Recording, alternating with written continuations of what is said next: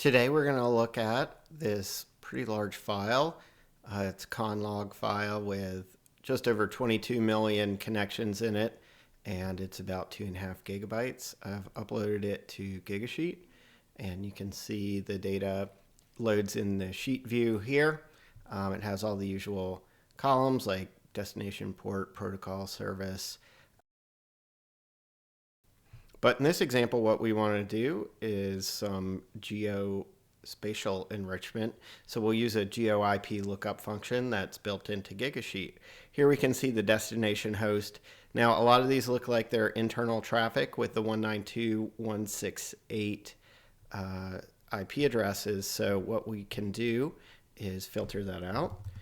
We'll select destination host, operator IP does not contain, and 192.168.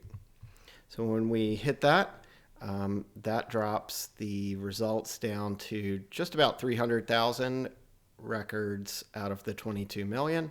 And now let's do a GeoIP lookup. So to do that, we'll use our enrichment functions.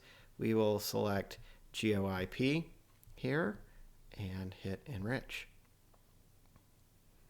This will take just a second.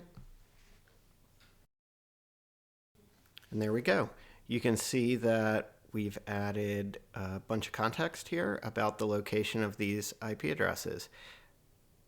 And if we use the grouping feature, we can see where in the world these are located. So most of it is in the United States, but then we can see there's a long list of others. If we move into pivot mode, we can quickly graph these.